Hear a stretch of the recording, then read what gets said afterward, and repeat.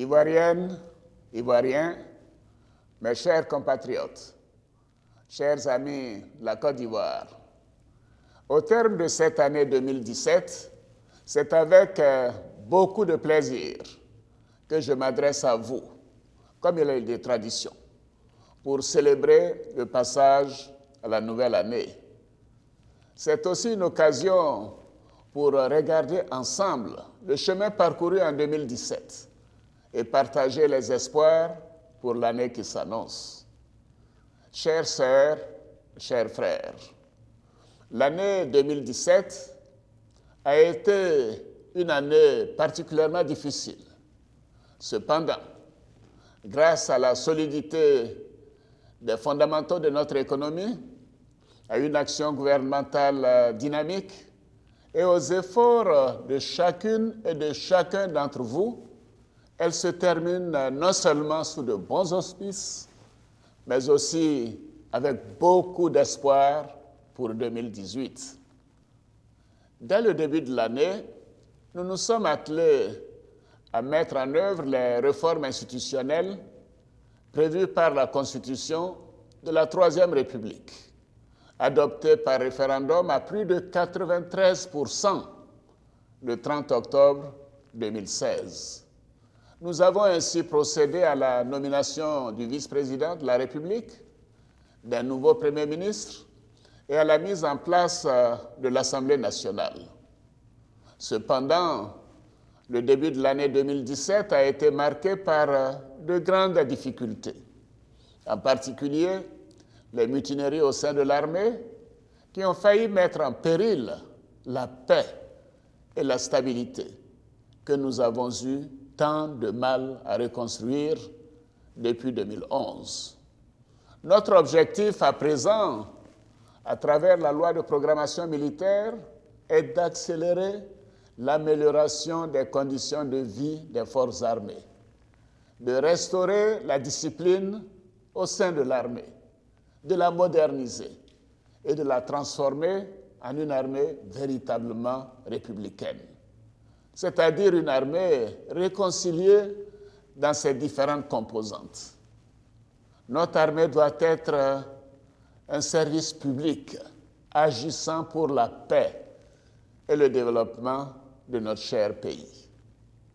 Au plan de la sécurité intérieure, nos forces ont dû faire face à de nombreux faits de grand banditisme et de délinquance juvénile qui ont troublé la quiétude de nos populations. Des tensions communautaires concernant le foncier ont été enregistrées dans certaines régions, dont le Cavali.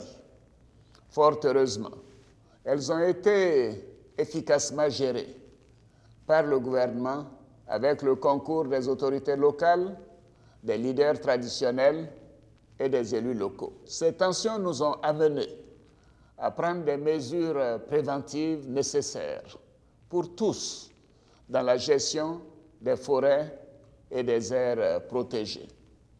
La montée du terrorisme et l'émergence de nouveaux défis sécuritaires, nous ont obligés à renforcer davantage les capacités de nos forces de sécurité.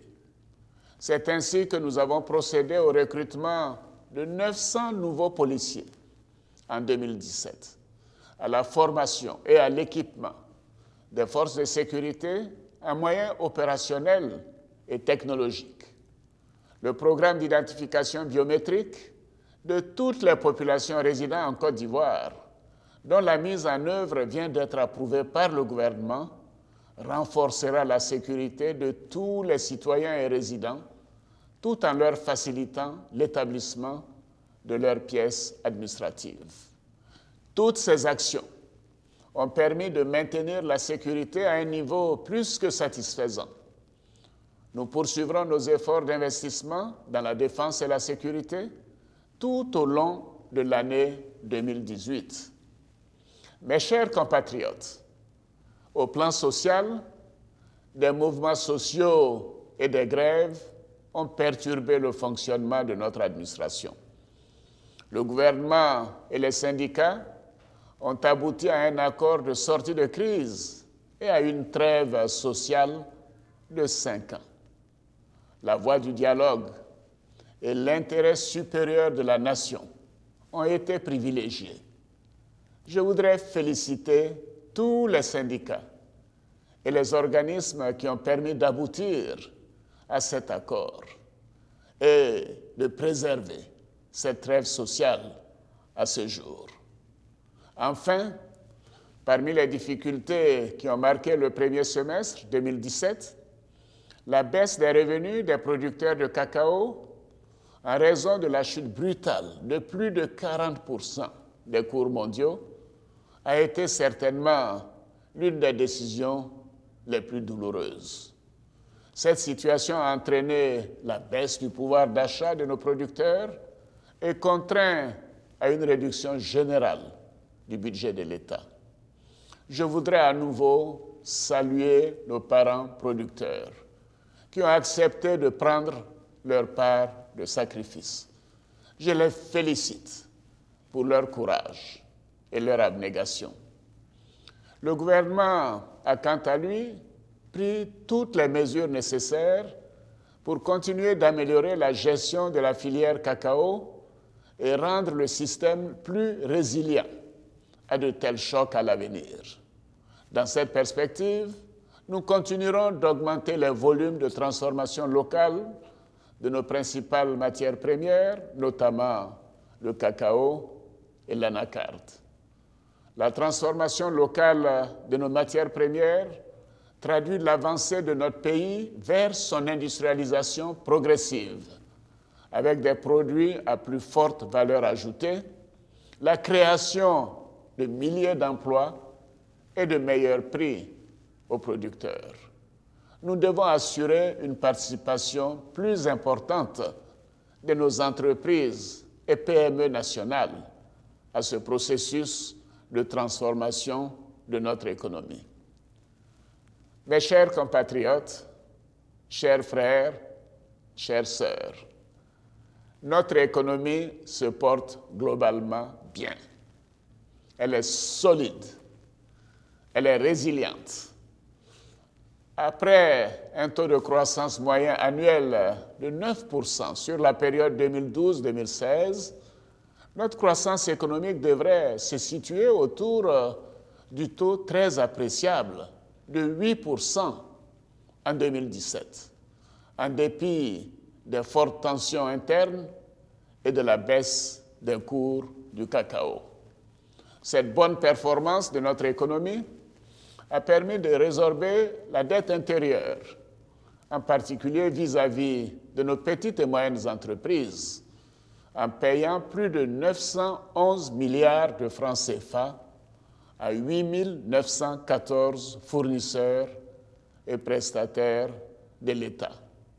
Nous poursuivrons nos actions pour améliorer l'environnement des affaires par le renforcement du dialogue avec le secteur privé et par l'accélération des réformes structurelles et sectorielles, notamment dans le cadre du Doing Business et du MCC, le Millennium Challenge Corporation. Au cours de cette année 2017, nos partenaires économiques et financiers bilatéraux et multilatéraux, ainsi que les investisseurs internationaux, nous ont tous honorés de leur confiance en continuant à investir massivement dans notre économie. La mobilisation d'importantes ressources nécessaires au financement des priorités du gouvernement sur les marchés internationaux et régionaux, dans un contexte marqué par les chocs internes et externes, est un autre témoignage de cette confiance de la communauté des investisseurs. En vue d'améliorer nos finances publiques, nous comptons accélérer la mise en œuvre cohérente et complète de la réforme fiscale à partir de 2018. Notre ambition est que l'économie ivoirienne génère davantage de recettes fiscales pour maintenir l'élan remarquable de la croissance économique qui doit être de plus en plus inclusive. Mes chers compatriotes, chers frères, chères sœurs, l'un des axes majeurs de la politique de développement économique et social du gouvernement est la transformation structurelle de notre économie, à travers l'intensification du programme de réhabilitation, de construction et d'équipement dans les secteurs des routes, du transport, de l'énergie et de l'eau potable. Ainsi, le vaste programme de réhabilitation et de construction de nos routes et ouvrages devra se poursuivre afin de rapprocher nos populations, de faciliter les échanges et d'accroître la compétitivité de notre économie.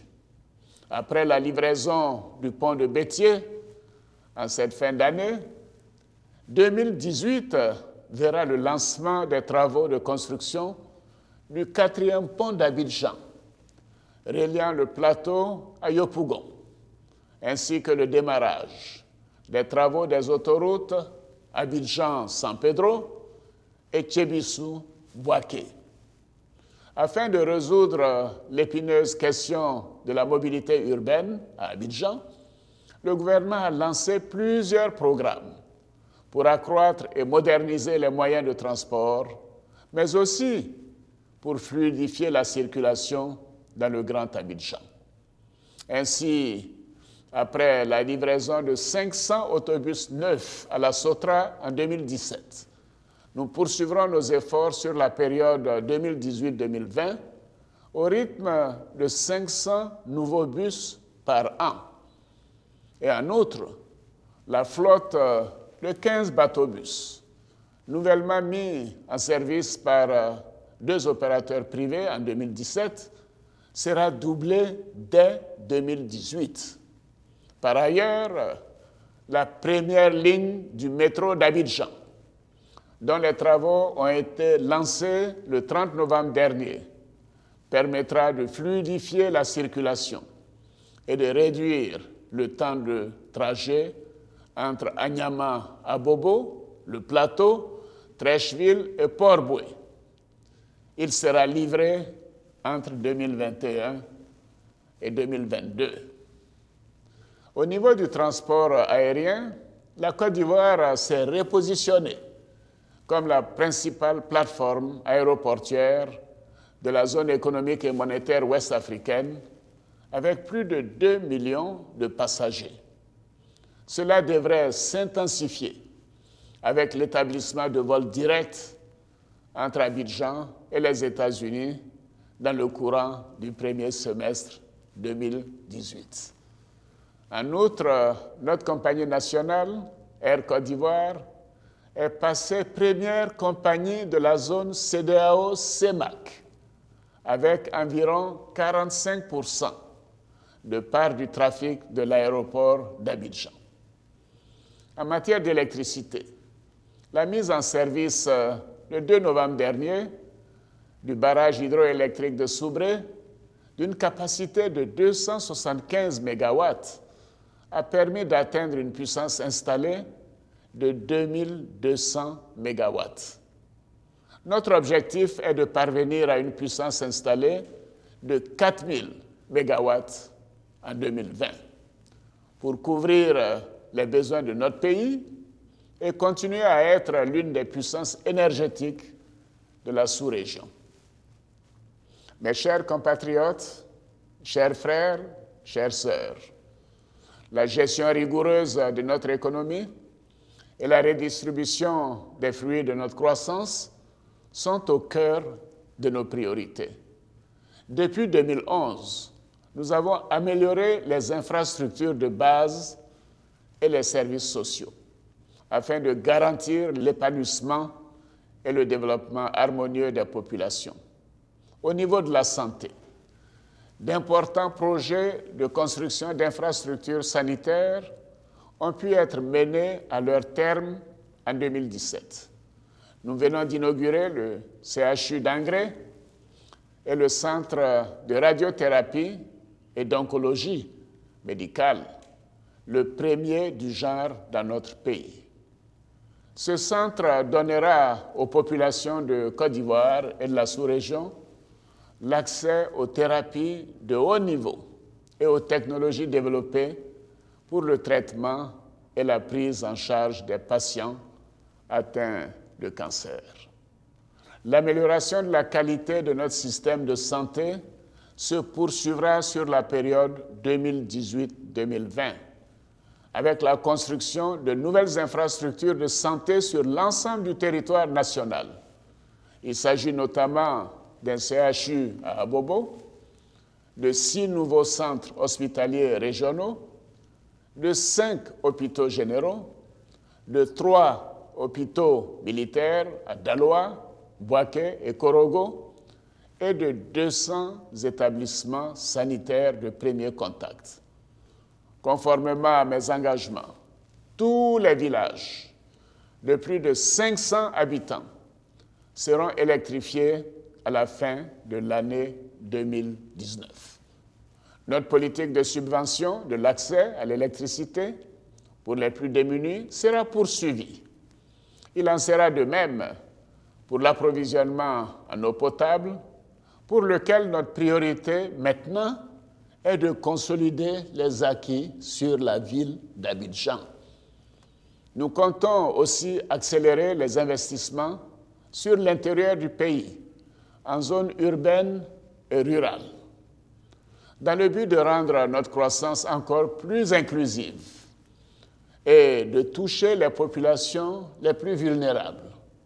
Un projet de filets sociaux avec des transferts monétaires a démarré dans les villes de Mans, Odjéné, Boaké, Djebonois et Gbeleban. Mes chers compatriotes, chers jeunes, vous êtes notre plus grand atout. Nous devons nous appuyer sur vous, sur votre énergie, votre ambition et votre capacité à innover. Vous êtes la Côte d'Ivoire de demain. C'est pourquoi nous intensifierons nos efforts pour faciliter votre intégration dans le monde compétitif de l'emploi. Je vous demande d'avoir foi en votre avenir et en l'avenir de notre pays. Ne vous lancez pas à l'aventure, au péril de vos vies. Vous êtes mieux au pays et le pays a besoin de vous. Le gouvernement a mis en œuvre de 2015 à 2017 3 programmes en faveur du développement des compétences des jeunes, pour l'accès à l'emploi et à l'entrepreneuriat, ainsi que pour l'appui à l'auto-emploi, dont plus de 200 000 jeunes ont pu bénéficier. Par ailleurs, le programme d'apprentissage a permis de former plus de 6 000 jeunes. Et d'ici 2020, environ 133 milliards de francs CFA serviront à la construction et à l'équipement de 15 nouveaux établissements et à la réhabilitation de 23 établissements d'enseignement technique et professionnel à travers le pays.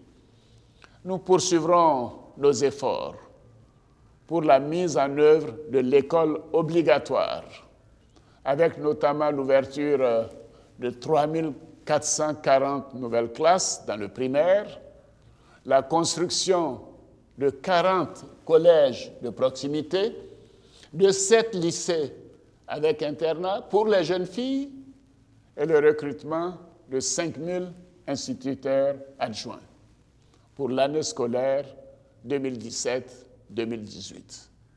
Au niveau de l'enseignement supérieur, nous continuerons d'améliorer l'accès à un enseignement supérieur de qualité pour une meilleure employabilité de nos diplômés.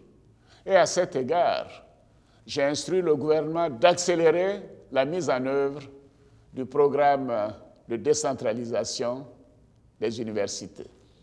J'ai également demandé au gouvernement d'accorder une attention toute particulière à l'économie numérique en raison de son poids économique, mais surtout pour sa capacité à accélérer notre développement, à améliorer les conditions de vie de nos concitoyens et à créer des opportunités d'emploi pour notre jeunesse. J'invite donc notre jeunesse à s'intéresser à ces technologies qui lui offrent les moyens de se former, de se prendre en charge et de compétir à armes égales avec les autres jeunes du monde sur un marché du numérique qui se globalise de plus en plus.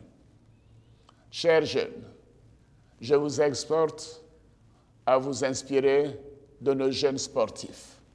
Muriel Aouré, Talou Marie-Josée en athlétisme, Ruth Gbagui, Cissé Cheikh Salah au niveau du taekwondo. C'est par leur travail et leurs efforts continus qu'ils ont réussi à hisser le drapeau de notre cher pays. Ils sont notre fierté. Oui, ils sont notre fierté. Chères sœurs, chères filles, depuis mon accession à la magistrature suprême de notre pays, j'ai fait de la promotion de la femme ivoirienne une priorité. La nouvelle constitution est le reflet de cette volonté car elle renforce la protection des droits des femmes et assure la promotion de la parité entre les sexes dans l'accès aux responsabilités dans les institutions, dans les administrations et dans les entreprises. Au niveau de l'autonomisation socio-économique des femmes, nous poursuivrons nos actions en faveur de l'accès au crédit à travers le Fonds d'appui aux femmes de Côte d'Ivoire, le FAFSI, dont le montant a atteint 10 milliards de francs CFA. Mes chers compatriotes, malgré les difficultés rencontrées au cours du premier semestre, cette année 2017 a été marquée par de grands événements internationaux que notre pays a su brillamment organiser. C'est un réel motif de satisfaction et de fierté. La Côte d'Ivoire a abrité les 29 et 30 novembre dernier, pour la première fois en Afrique au sud du Sahara, le 5e sommet Union africaine-Union européenne. Cette rencontre a vu la participation de près de 60 chefs d'État et de gouvernement qui se sont réunis autour du thème « Investir dans la jeunesse pour un avenir durable ». Ce sommet, ainsi que tous les événements parallèles associés, ont été de l'avis de tous un immense succès. Nous pouvons en être fiers. C'est aussi avec une grande joie et une grande fierté que la Côte d'Ivoire a abrité le 8e Jeux de la francophonie qui se sont déroulés du 21 au 30 juillet 2017. Ces Jeux prestigieux ont vu la participation de 53 pays et plus de 4000 jeunes artistes et sportifs. Je voudrais à nouveau féliciter le gouvernement et tout le peuple ivoirien pour la réussite de ces événements qui ont contribué au rayonnement de notre beau pays. Je tiens aussi à vous féliciter pour l'organisation réussie de tous les autres événements organisés en 2017, notamment le Salon international de l'agriculture et des ressources animales, le Rassemblement mondial du mouvement pour le renforcement de la nutrition, la conférence internationale sur le sida appelée ICASA et la 44e session du Conseil des ministres de l'Organisation de la coopération islamique. Enfin, sur le plan diplomatique, la Côte d'Ivoire a été brillamment élue membre non permanent du Conseil de sécurité des Nations unies pour la période 2018-2019. En outre, les pays de la sous-région nous ont témoigné à nouveau leur confiance en accordant à la Côte d'Ivoire le poste prestigieux de la présidence de la Commission de la Communauté économique des États de l'Afrique de l'Ouest.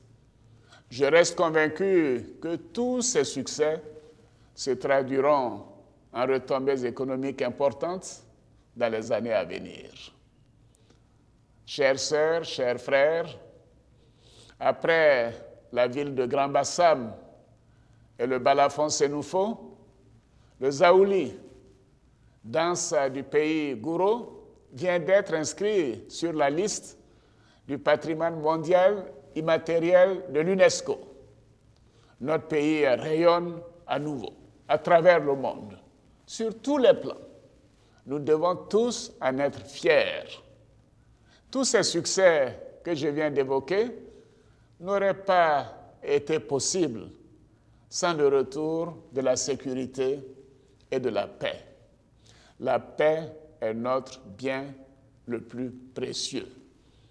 Nous devons tout mettre en œuvre pour la préserver.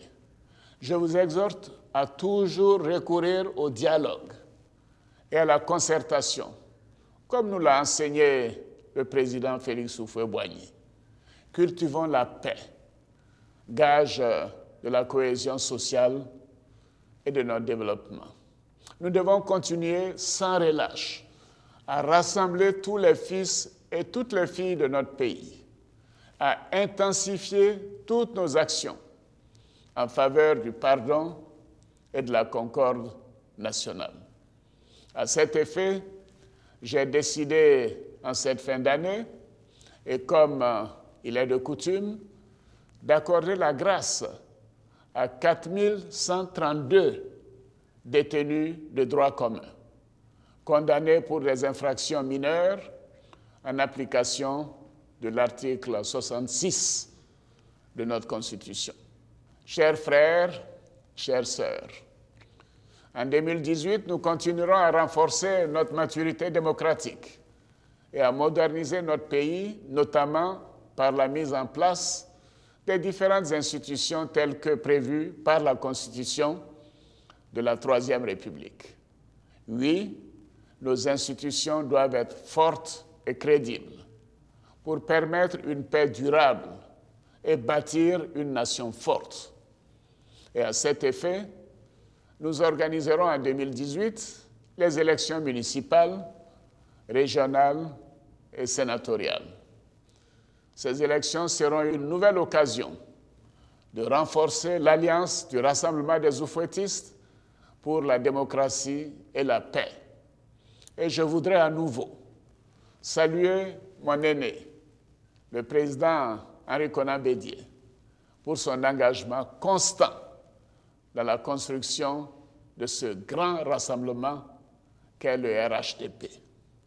Le siège du Sénat sera établi à Yamoussoukro, après celui de la Chambre des rois et chefs traditionnels, traduisant ainsi notre volonté de poursuivre les opérations de transfert de la capitale à Yamoussoukro. Mes chers compatriotes, chers amis de la Côte d'Ivoire, la Côte d'Ivoire est en marche vers son destin, celui d'être un pays de progrès, une terre de générosité et de solidarité, le modèle de l'espérance promise à l'humanité. C'est pourquoi nous allons maintenir cette dynamique au cours de l'année 2018, en persévérant dans le travail et en renforçant chaque jour davantage la paix et la cohésion nationale. Je souhaite à chacune et à chacun de vous tous mes meilleurs vœux de santé et de bonheur. Que cette année 2018 nous permette de consolider la sécurité, la paix et la stabilité afin de continuer la marche vers l'émergence de notre beau pays. Bonne et heureuse année à toutes et à tous. Que Dieu bénisse notre chère patrie. Vive la République, vive la Côte d'Ivoire.